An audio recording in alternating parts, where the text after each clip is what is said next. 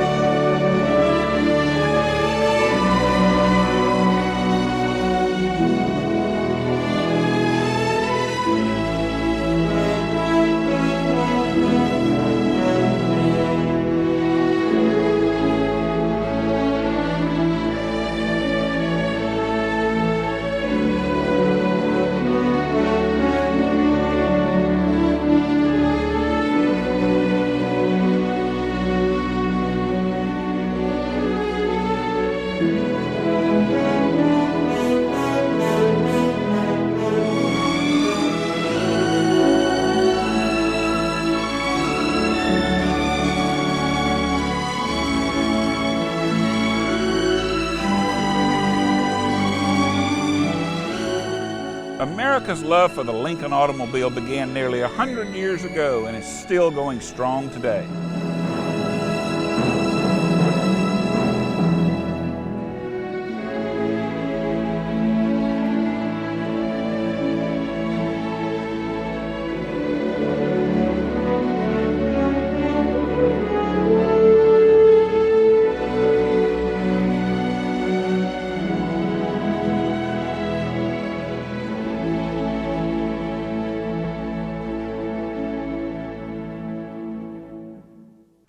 From the Lincoln Motor Car Heritage Museum in Hickory Corners, Michigan, we're here to see some of the brand's finest examples, including one truly fit for a king. My name's Kerry Trent, and you're watching Wheels of the Past.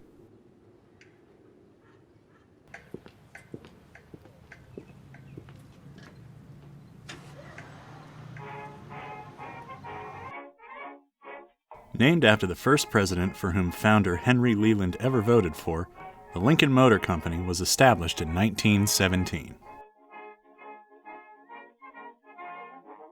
Henry had left an executive position at General Motors when the company refused to participate in much-needed war efforts. Securing his own government contract, Leland soon began the manufacture of Liberty V-12 aircraft engines for World War I. 6,500 Liberty V-12 engines like this one were produced by the end of the war.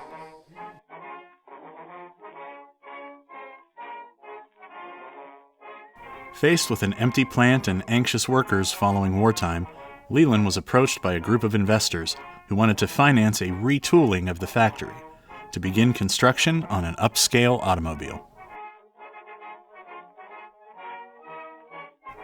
The first Lincoln motor car rolled out of the factory in September of 1920.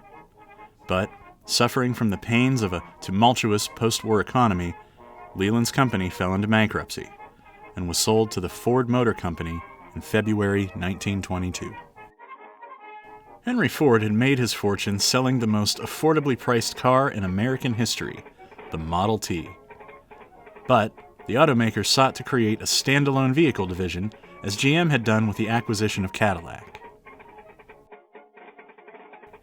The Lincoln luxury label would now enable Ford's empire to compete with rival Cadillac, as well as Packard, Pierce Arrow, and other high-end automobiles of the time.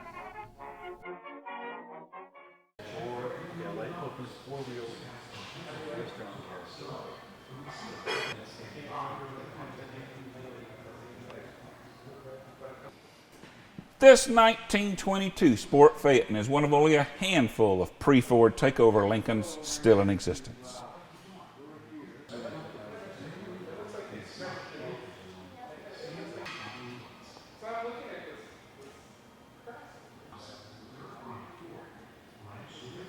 The body was manufactured by American coach builders, and it was powered by a Leland-designed V8 engine.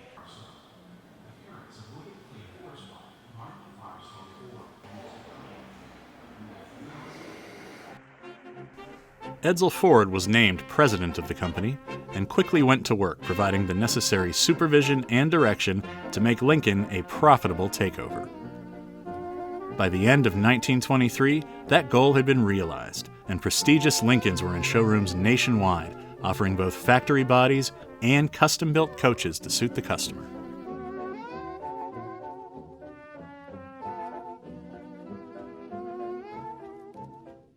An iconic symbol in the 1930s for both Ford and Lincoln, the Lincoln Greyhound was commissioned to associate company vehicles with canine speed.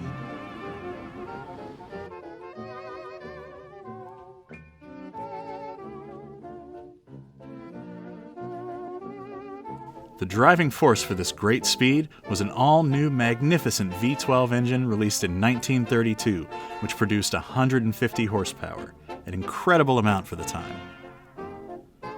But with the Depression-era decline in the luxury car market, a smaller, redesigned V12 was soon developed to power a state-of-the-art, streamlined companion to the big boys.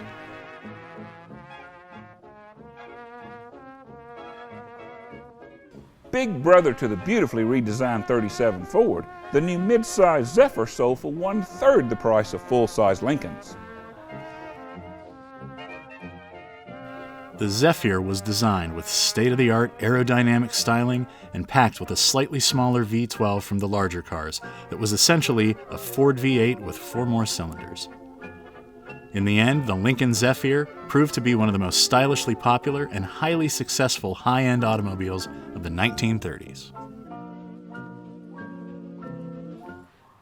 David Schultz is the chairman of the Lincoln Motor Car Foundation and has joined us today to tell us about a couple of these Lincolns that have fabulous stories to tell. David, how are you? Thank you for having us up. Well, thank you for joining us. It was a long drive for you. You're looking at a very special car in our collection, and it's special because it's been preserved and never restored. And there's a lot of emphasis on that in today's hobby. And the car was owned by someone who was a great fan of preservation, the late Jack Passy of Watsonville, California. And this is a Lincoln that Jack bought in 1948 when he was in college for $40. $40. And drove it for many, many years, and actually owned it when he died a few years ago. And what's also significant about it is it's a phaeton, meaning an open car, but it features a semi-permanent body top called a California top that made it actually a sedan. But if you look carefully, this started life as a phaeton, and then had this optional California top, which made it an all-weather car. Right, and this represents the preservation aspect versus the restoration aspect. Correct, and Jack was very known within the hobby as preferring to keep a car original and get it mechanically running, but then not restored, or even worse, over-restored. If I have a chance, I'd like to show you another car. It's a restored car, but it probably represents the apex of Lincoln styling and engineering in the 1930s. That sounds great.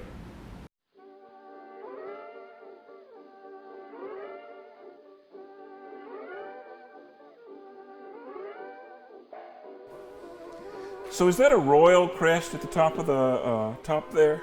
That is indeed. That is the royal crest of the royal family of England.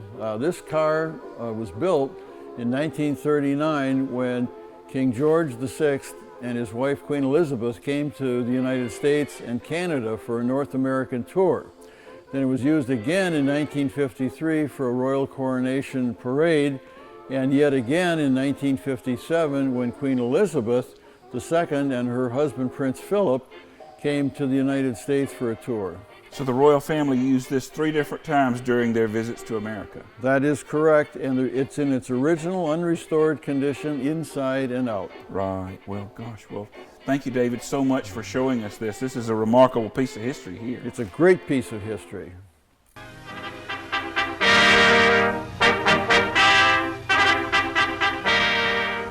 The Lincoln cars for 1941. 3 new lines of luxurious motor cars, outstanding achievements of superior craftsmanship and engineering. The Lincoln Zephyr, now available with custom interiors. The new Lincoln Continental, 2 beautiful body types this year. And the new 138-inch wheelbase Lincoln Custom, the first modern 8-passenger car. The appeal of these great cars is not in the way they resemble other cars, but in the way they differ. Superbly beautiful, luxurious, richly appointed, these 1941 Lincolns stand alone. Still the only cars of their kind at any price. An entirely new instrument panel, brown beech in tone, complements the smart interior trim. Instrument dials are conveniently arranged, smartly designed. The ignition lock is now on the instrument panel, a new convenient location. A new steering wheel, strong and slender, firm to the grip, it is instantly responsive to the slightest touch. The horn ring is new too, and done in bright chrome. A new safety feature for 1941, the electric direction indicator to indicate right and left turns. For a right turn, push the switch forward. And a special bulb in the right tail light begins to pulsate at the rate of 60 flashes per minute.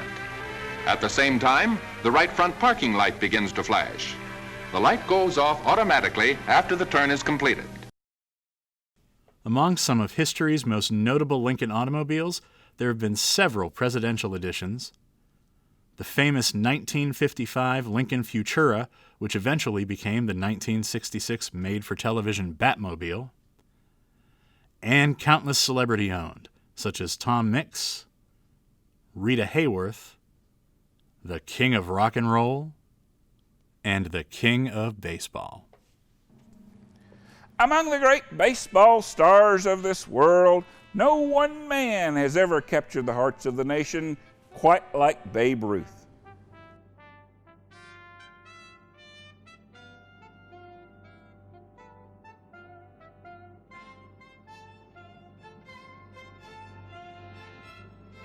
Known as the Sultan of SWAT, he's regarded as one of the greatest sports heroes in American culture. Even today, many consider him to have been the greatest baseball player of all time.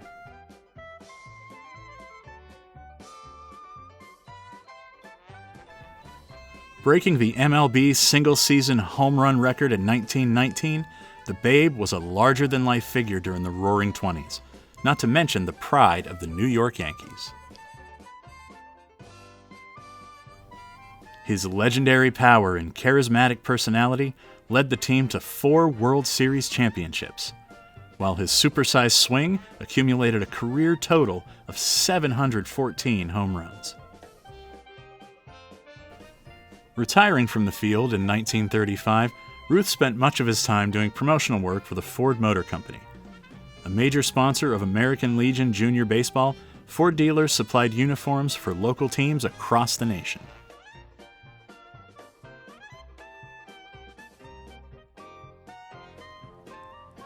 In 1940, Babe was given a new Lincoln Zephyr convertible similar to this one. Traveling in the Zephyr convertible to personal appearances throughout the country, the former baseball star attended dozens of junior league tournaments, handing out hundreds of autographed baseballs and offering baseball tips to the young athletes aged 13 to 17. In the summer of 1947, Ruth received another Lincoln to continue his work, a regal blue Continental just like this one that we're on our way to see.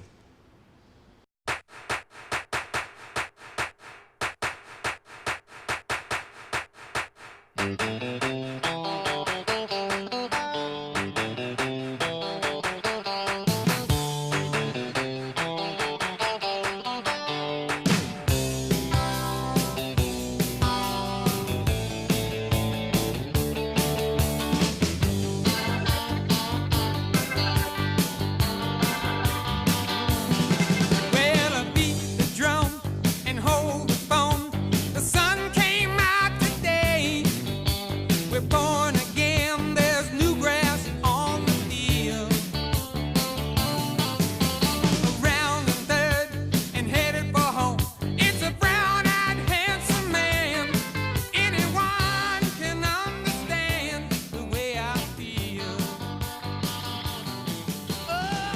We are at Fenton Motor Company in Pampa, Texas to visit a very special Lincoln today, one owned by Babe Ruth. As a matter of fact, Babe Ruth's last car. Lonnie Shelton owns this fabulous vehicle and is going to tell us what he does with Babe Ruth's car. Lonnie, Hey, how you Kerry. doing? Thank you so much for having us out to Texas. Pleasure. Glad you came to Texas, buddy. Glad you came. You betcha. You know what a privilege it is to bring you guys to come out here and see something, namely our great state of Texas, but the opportunity to show you this car. Right. You know, this car was given to Babe Ruth by Ford Motor Company because he was a part of an effort to help kids play baseball. When Babe Ruth left baseball in 1935, he retired. He had cancer, okay? But he never lost his love for two things. Number one, kids. Number two, baseball. And he stayed connected with those things for many, many years after that until his death in 1948. The issue was Babe Ruth was a part of a thing with Ford in supporting Little League baseball. They were actually taking and supporting and sponsoring Little League baseball teams all over the United States during the war. Ford Motor Company was sponsoring this. That's right. Which is how Babe Ruth wound up with this car. Exactly. The car was given to him as kind of a thank you for your participation in what you do in helping kids. I see. Babe Ruth was involved with kids in a lot of different ways. And so anyhow, we saw an opportunity to take this car and do some of the same stuff. Instead of letting it sit somewhere, what if we could put it back to work? Well, we started a little foundation. So you're carrying on the tradition. Hey, that's the way of putting it. So we will take this thing to a lot of car shows, car events, hot air balloon festivals, baseball games. The list goes on and on and on and on. Right. To all kinds of things. It's basically a full-time job for you now. It can be. It can be. What you're looking at is a car that's never been painted. It's all original. It's actually in a phenomenal condition for a car that's built in 1948. Right. Okay. One of the cool things about the car too is if you start looking at it and realize this car is all original, that includes the paint, the interior, all the aspects of the car, with the exception the tires that are on the ground.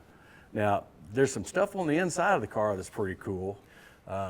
Did you ever eat when you was a kid in your car? Oh, yeah, well, yeah. You did? Did you ever get in trouble for eating in your car? Well, sometimes. Okay, sometimes. Well, guess what? Babe Ruth loved hot dogs. And his connection with hot dogs and baseball is actually a famous connection because when we think about baseball, we talk about all the connections that might be related to baseball. Well, hot dogs is one of those connections. So the whole hot dog going along with the baseball game started with Babe Ruth. You're exactly right. Man, you know what? Why don't you just tell this story, Oh, man? no, this is your Johnny story. on the spot. This is your story. That's exactly right.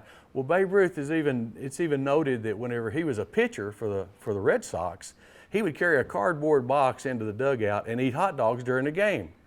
Well, that didn't change when he became a New York Yankee. Right.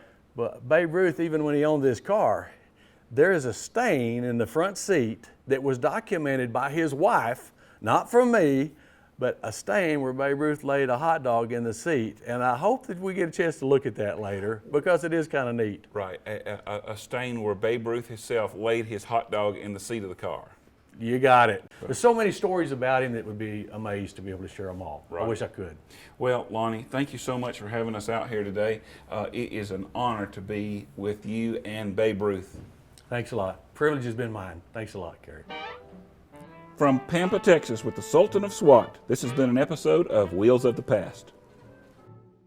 You can take the moon. You see that stain right there? Circles just like that, kind of? Yeah. Okay. That is a stain where Babe Ruth laid that chili dog or hot dog in the seat right there. That's so funny. That is pretty That's something I do too. And that's definitely something I want to use in When you an talk to little kids, I love talking to kids at school. We take this sometimes to car shows and get an opportunity to speak to every kid in school. Right. Talk to them about Babe Ruth. And I asked him, I said, hey, you guys get to eat in your car when you're going down the road? Yeah. How many cup holders you got in your car? And they tell you exactly how many cup holders they got. But I said, dude, you ever get in trouble from putting when you got your food, putting it on the seat? Yeah. One kid said, I got a bad spanking. I understand about that. Well, let me show you this and bring a couple of kids over here. And I don't do that with every kid, but I show them that. that hot dog stand there in the seat, and that just goes ballistic. Yeah, they like that. They like that. So what's the medallion that's hanging from the rearview mirror? Say it again. The medallion hanging from the rearview mirror? That's it, right? Yeah. What is it? That's a St. Christopher's pendant. It was given to him when he was in the orphanage. Okay. See, he was in an orphanage from age 7 to age 19. You know, we think we've had a tough day when our cell phone don't work. This kid was living on the streets of Baltimore.